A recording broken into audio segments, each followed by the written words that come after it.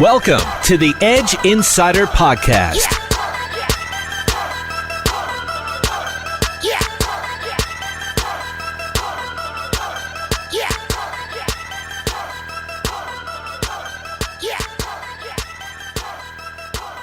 Welcome back to the Edge Insider Podcast. I'm your host, Kellyanne Roberts, joined by Olu Ashaolu and Murphy Burnatowski. Welcome to the team. I guess it's a quick transition here, and Murphy, you joined, March 2nd, 3rd were your first two games with the Edge? Yeah, so I've just been here, I think, almost 3 weeks now, and I'm just trying to get a grasp of everything still, and I think we've played about 6 games, and we have 2 left before playoffs start, so it's all kind of coming together, learning the guys. I know some of the guys from before, like Olu here and Junior, I've played with in summers and growing up and stuff. So there's a little familiarity there, but for the most part, I'm just trying to learn everyone. And Olu, you came in a bit earlier than that, though. You actually got a road trip in here. So what's that been like? You mentioned before not really having, experienced much of Canada. Now you're getting the whole East Coast experience. Yeah, I joined the team on the road in Halifax, and that was back in early February. I think we spent 20 of 26 days on the road that month, so it was different. Just most of my month was on the road with the guys. Got to gel with the guys. Jerry was my roommate, being familiar with them. But yeah, getting to see the Maritimes. I've never been anywhere out here. Newfoundland, PEI. Moncton, Halifax, these places were first times for me. So it's been good to kind of play basketball, be at home with some familiar guys, and see another part of Canada. I guess, was that part of what enticed both of you to come to the Edge then, having known other players on the team? Yeah, I think so. Diego, before he took off, was a opponent of mine in college. Obviously, Junior was a teammate of mine for a number of years in high school. So obviously Skeet as well, being from living in Brampton. Just a lot of guys that you grew up playing with or playing with. Being here, hey yo, come join the team. Yo, come play with us. So it was an easy decision for me to come here and play with the guys. Yeah, of course, like Olu said, a lot of it stems from that, and then also just I have a little bit of a relationship with Carl just from the national team stuff, and he was really the first one to reach out, and there's a certain level of trust there, and so I felt comfortable coming out here for the end of the season and trying to make a playoff push. Was that difficult to come in and then know Carl was English and not actually hitting, the floor for games then, to know that chemistry couldn't happen on the court, but it still could off the court? Yeah, of course. It was more, when I was on the national team, I was the young guy. So really the respect I had from Carl was him taking me and a couple other young guys under his wing and really, treating us well and showing us a good time. He had been playing pro for a long time, and we were, still in college. So he's really just explaining the game and how everything works in the pro life. So when it came down to coming here and playing for a team that he's very close with and a part of, there was really a no-brainer. You guys both from Ontario, but different, high school experiences. Olu, you took off for the States, and that's, how you met Junior more so there. And then Murphy, you stayed within Canada and developed your game with the national junior program. Speak a little bit to the experience leaving the country, and Murphy, you staying in the country. So early 2000s, 2003 to be exact, I took off, went to school in Atlanta, Georgia. This is a different time in Canada basketball. Guys down south didn't really know who we were. We didn't have all these prep schools up north. AAU was still kind of a new thing. So I just felt at that time the best thing for me was kind of go down south and try to make a name against, the name brand guys, all the top talent being in the United States. So that's the path that I took. Junior came down and joined me a year later, and we were a pretty formidable duo together for a number of years. And then obviously college came, we went to separate ways. But yeah, going down to the United States for me, I think was the best thing that happened for me at that stage of my career. And yeah, for me, like you said, I was with NIDA, the National Elite Development Academy in Hamilton, Ontario. And kind of like Olu, I think it was the best thing for me. We didn't really have a lot of exposure to the States as much as I think we could have. But just really learning to play the right way, and I learned a lot of intangibles there that I probably wouldn't have played, just playing normal AAU or something along those lines. And we had a couple good players. Kelly Olenik's one of them that was there training with us, and So we definitely learned basketball at a high level, training with national team players and national team coaches. It obviously paid off for both of you. I mean, both getting looks by the NBA here, Milwaukee and the Raptors. I guess you went to the invitational camp there. What was that like? It was exciting. It wasn't right out of university. It was a couple years after. And me and Olu both have actually been, with the Raptors in the summer a bunch. Whenever they need guys to get their runs going, we always head over there because they're just two guys that they trust will play the right way. And so one summer I went and I played pretty well against their guys, and they asked me if I wanted to come and come to the free agent camp, and I went, and it was a pretty good experience. Sadly, a summer team didn't come from it, but I was happy to be there, and it was exciting times. Olu, do you want to speak about your time with Milwaukee in the summer league there, and I guess how that all transpired? So coming out of my last year at Oregon, my agent was working pretty hard for me, was able to get me on the roster with the Milwaukee Bucks. Went down to Milwaukee, trained, went to Vegas, but playing behind a guy by the name of John Henson, who played at UNC, and playing behind another guy, Tobias Harris. It wasn't a lot of opportunity for me to play. Obviously, Summer League is about the guys that they drafted, not about the guys who are, not on the roster. But regardless, it was a great opportunity to play against, and play with those guys day in, day out for about a week or so. Still very close with John Henson to this day. It was a great experience, regardless. And then I'm going to, I guess, take a jump back here to university, because you both started with a different university and ended with a completely different university.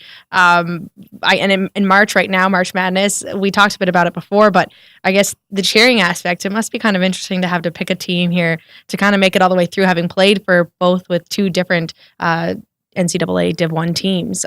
Who do you cheer for? How did it all start? More love for one than the other? I still show a lot of love to my alma mater, Louisiana Tech. That's where I got my degree from. Unfortunately, they haven't made a tournament since I've been out of college. So, I still root for them regardless. But as of late, Oregon, my fifth-year transfer, they've been to the tournament quite a bit. Final Four, Sweet 16s, actually, I think, playing tomorrow evening. So, yeah, I root for both teams. There's no bad blood between any of them, but, I got to go with Oregon. They've been very successful the past few years. For me, it's a little different. Neither of my schools have, big tournament hopes as much as Olu does. But actually, this year Colgate just made the tournament for the first time since '96, I think. So I'm very excited for those guys. I'm still really close with the coaches there. I try to go back at least once every summer and see them. And my roommate from college, Pat Moore, is actually an assistant coach there now. So I have a lot of ties to those guys still. So I'm really happy for them, and I'll be following them along the way. And then obviously University of Maine, it's a little different. They haven't been to a tournament for a while, so there's not much to cheer for. I got a lot of love for the state. It's where my family's from and stuff like that, but the basketball program's not so much. Oh, you're kind of giving him the gears here a little bit. Is it like that in the dressing room as well? Everybody having some tie to a Div 1 team or, to the universities in the States here. I guess, what's that like in the dressing room? Is there a bit of rivalry going on between, I guess, everyone's alma maters? Yeah, definitely. There's always a little bit of trash talk. So, for example, Junior went to Marquette and Dez went to NC State. So NC State was to play against Marquette, they would automatically become opponents for those next 2 hours just because they're best of friends, but because their alma maters are playing against each other, we're opponents for the next couple of hours, and that's how it goes. Is there different teams? Once your team's out, are you kind of pulling for somebody else on the team, their alma mater, to make it on, or is it just I'm out, I'm done? I'm bitter. And once Oregon's done, I'm done. Well, I just don't know how anyone else could cheer for anyone but Colgate. With when you think of the schools, you got Marquette, Oregon, NC State, Maryland. Really, Colgate sticks out more than all of them. So I think everyone's pretty happy for them. I don't know about that one there, but we'll go with it. Yeah.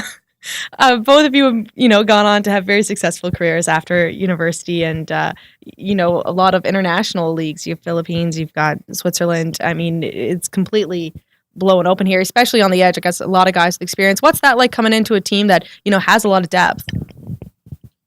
It makes it easier. I know, especially for, probably I can speak for Olu a little bit too, but coming into a team that has some veteran leaders already, guys that have been around, it's easy to kind of come in and gel with them right away.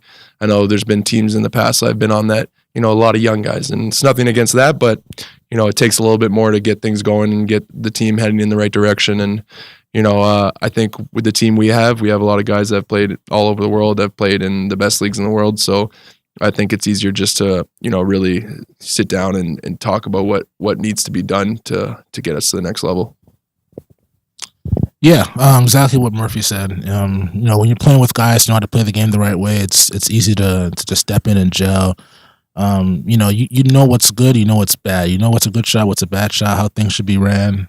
So it's pretty much just, obviously getting to know people's personnel. But as far as the overall game, 5-on-5, I mean, joining a team like this it makes it very easy. The NBL, it's this tiny league in Canada right now. It's really growing, just as the game has, but it's maybe not as comparable to some of the leagues that we're seeing, over in Europe. But in speaking to that, where does it sit, I guess, in comparison, and where does it sit in your basketball career? Murphy, we'll start with you.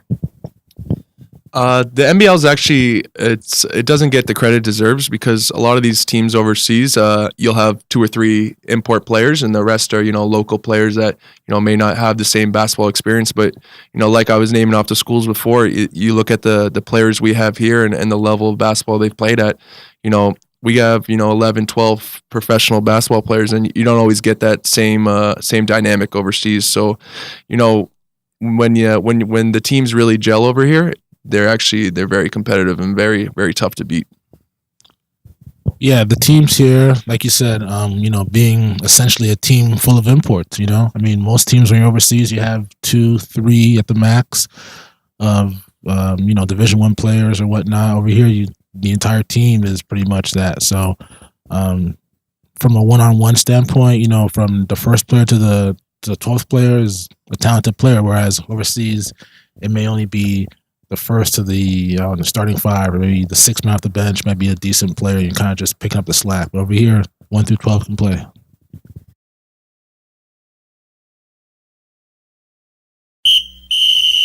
The Edge Insider Podcast. We'll be right back. Love your St. John's Edge? They love you back with Fan Appreciation Weekend this weekend at Mile One Center. Be the 6th man alongside Big Baby Davis and Des Lee as your St. John's Edge take on the Island Storm and make their final push for the playoffs. Fan appreciation discounts and giveaways all weekend. Don't miss out on the last regular season St. John's Edge games of 2019. Tickets at the Mile One Center box office by calling 576-7657 or online at mileonecenter.com.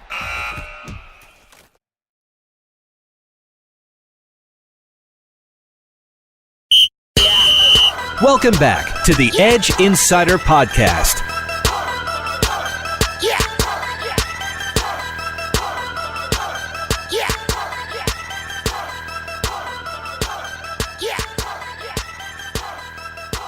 Bit of a rocky road here right now for the Edge. I mean, on a bit of a losing streak here. I know that's going to turn around right away, though.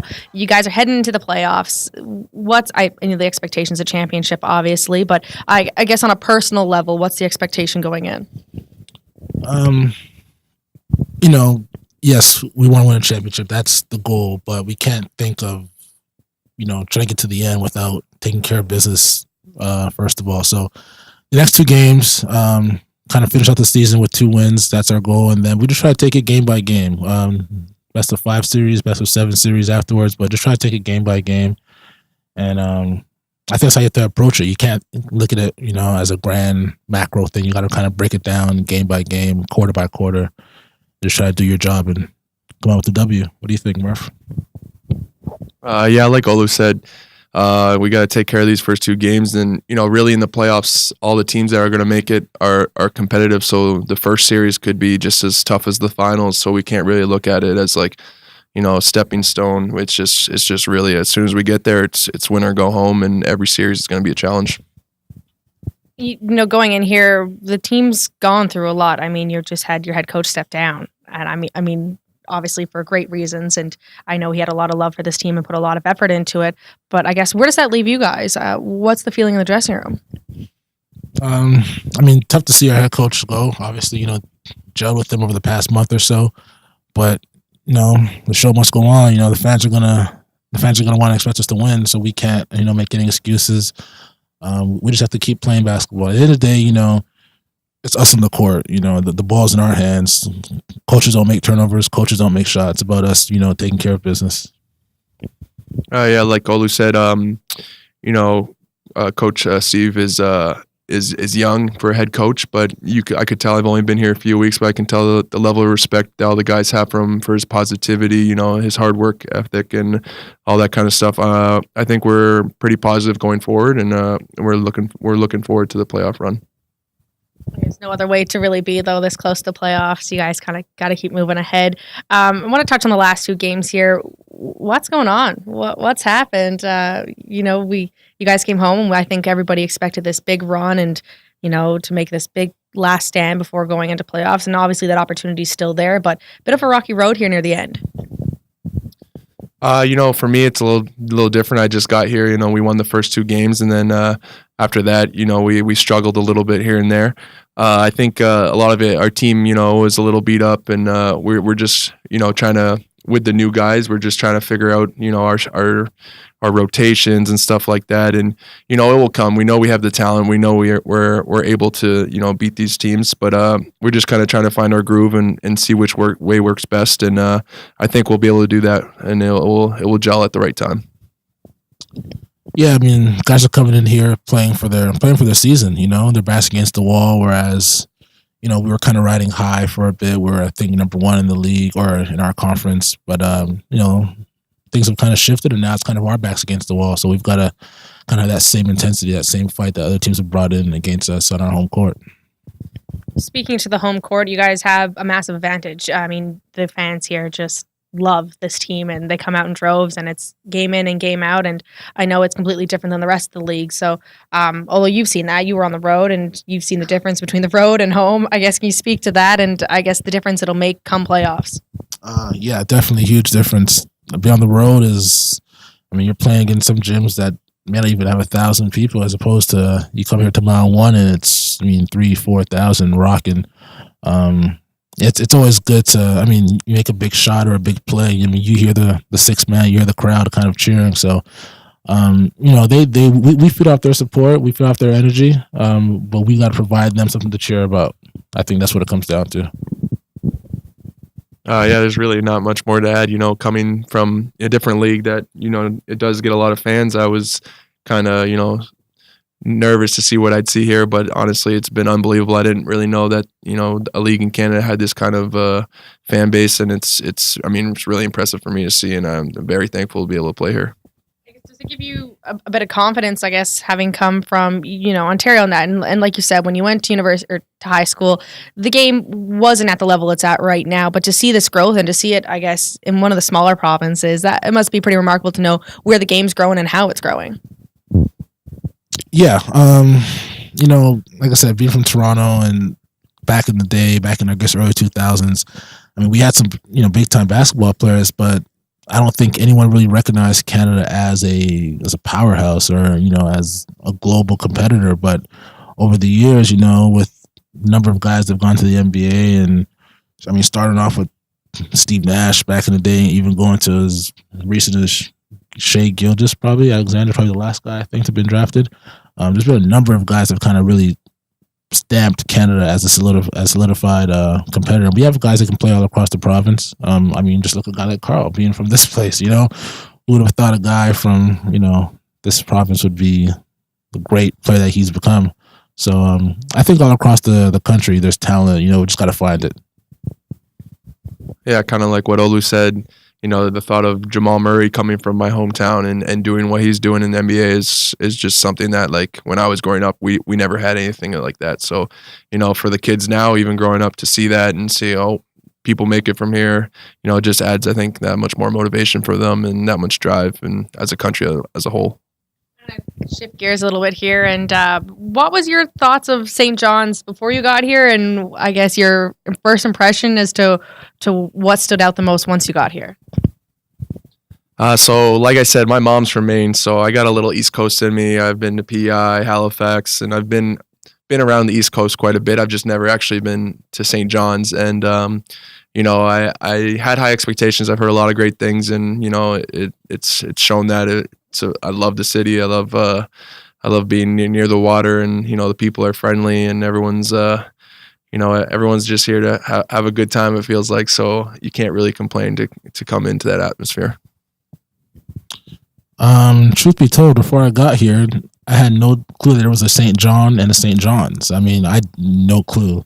To be honest, I had listen, I guess I'm more American than I am Canadian, but I had no expectations. I had no expectations of Newfoundland.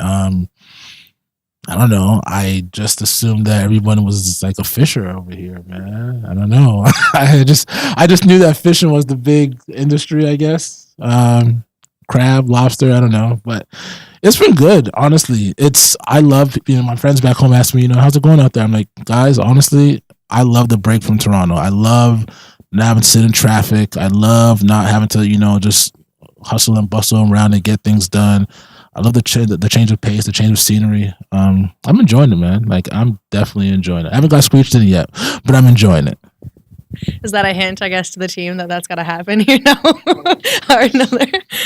Did you guys get to experience St. Paddy's Day in Newfoundland? It is like no other anywhere else. Well, unfortunately, we took a loss that day, so we didn't. I mean, I didn't do much. I think I walked around, but I was probably out for maybe an hour or so. But I didn't do much. I was still just mourning the loss. Yeah, well, my dad was in town, and it was the first time I'd seen him for almost 8 months. So, like Olu said, the loss hurt. But after the game, I just went out for a beer with my dad and walked around George Street a little bit, and it was pretty cool to see. I know in Waterloo we have a pretty big St. Paddy's Day too, so I got to compare them a little bit. I still think we might have you guys beat, but it was good nonetheless. You realize that there's a holiday specifically for St. Patrick's Day here. I'm just saying, check out Ezra Street if you're ever in town for this day, because it's pretty wild. I think most Newfoundlanders are going to detest that one, but I think we've got it made over here. It doesn't get much better than Ireland, is what I've heard. You guys, rest of the season on the lines here. I mean, going into playoffs, this is crunch time. Anything the fans should really know, or anything you guys want to add? We want it just as much as you guys want it. We're gearing up to take care of business this weekend, and just kind of peak at the right time. The playoffs is the first team to win 11 games. I just think we have to, be the better team each night. I think that's what it comes down to. That makes a lot of sense, Olu. Yeah, like you said, we really need you guys, and you guys give us a lot of motivation, and we appreciate, even after the losses, a lot of you guys are sticking around and shaking our hands and making us feel good about it. So we're gonna play our hearts out for you as long as you guys come and support us along the way. All right, I got one more question. Big babies, Big Mary Mondays. I gotta touch on. Have you tried a Big Mary to start, and then I guess what's Glenn's reaction to all of this? I haven't tried a Big Mary yet. I hear it's a sandwich that I have to try. What have you done here? Nothing. I've eaten at Mana's. That's what I've done. That's what I do. I eat at Mana's after practice. Glenn came in I think we had a film meeting one day, and he was dressed up, like still in his outfit. And I was like, is this guy like working a 9 to 5 now? Did he quit the team? I want to try. I want to try a Big Mary. I mean, I love chicken. I think anyone loves chicken. I'm down to try this Big Mary. You down, Murph? I don't eat meat, so I'm not going to be eating the Big Mary. But yeah, I think if I saw Big Baby in the drive-thru window, I'd probably just keep going, and that'd be it for me. But that's pretty much all I can say on that. Hey, Murphy, since when and why did you stop eating meat? Are you vegan? I stopped eating meat about almost coming up on a year. I tried the vegan thing. I did it for like around 6 months. It was pretty tough, but then once I went back overseas, I stopped.